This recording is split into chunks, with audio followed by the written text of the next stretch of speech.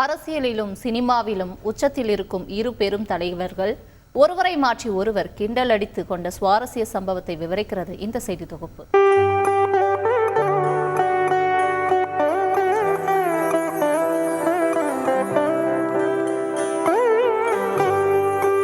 அமைச்சர் ஏவா வேலு எழுதிய கலைஞர் எனும் தாய் என்ற புத்தக வெளியீட்டு விழா சென்னை கலைவாணர் அரங்கத்தில் நடைபெற்றது.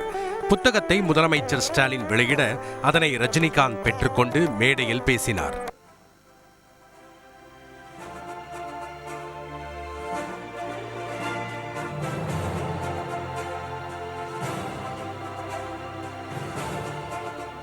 அப்போது தனது அனுபவங்களை எல்லாம் பகிர்ந்து கொண்ட அவர், இங்கு ஏகப்பட்ட பழைய ஸ்டூடெண்ட்ஸ் என அரங்கத்தை சிரிப்பலையில் ஆழ்த்தினார்.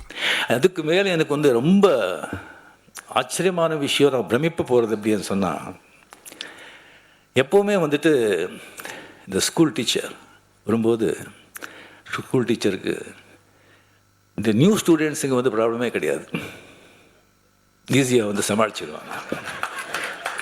இந்த பழைய ஸ்டூடெண்ட்ஸுங்க இருக்க பாருங்க, அவங்கள சமாளிக்கிறது சாதாரண விஷயம் இல்லை. இங்கே ஏகப்பட்ட பழைய ஸ்டூடெண்ட்ஸ், நான் அங்கே பார்த்து சொல்றேன்.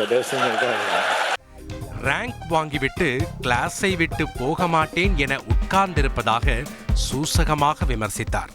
அது சாதாரணமான பழைய ஸ்டூடெண்ட்ஸ் இல்லை,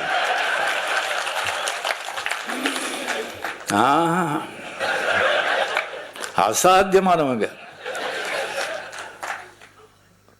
எல்லாருமே ஃபெயில் ஆகிட்டாங்க. இல்லை, ஒரு ரேங்க் வாங்கிட்டு அந்த கிளாஸை விட்டு போக மாட்டோம்னு உட்காந்துருக்காங்க.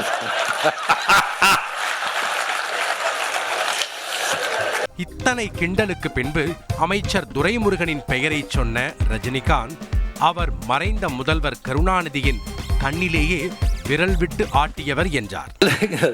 தம்பி சின்ன வயசுல இருந்தெல்லாம் பார்த்து இதுக்கு இருக்கிறவங்க அவங்களெல்லாம் சமாளிக்கிறது சாதாரணங்க.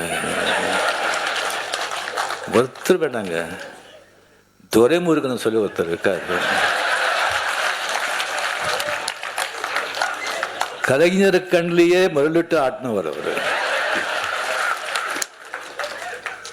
அவருக்கு ஏதாவது விஷயம் சொல்லி இப்படி போகிற இப்படி பண்ணுறோன்னே எப்படி இருக்குது, எப்படி நல்லா இருக்குது அப்படின்னு சொன்னால், அப்படியா சந்தோஷம் அப்படின்னு சொன்னால், அது என்ன நல்லா இருக்குன்னு சொல்லி சந்தோஷம் சொல்கிறாங்களா, என்னடா இப்படி பண்ணுறீங்கன்னு சந்தோஷம் சொல்கிறாங்களா, ஒன்றும் புரியாது. Stalin sir, hats off to you.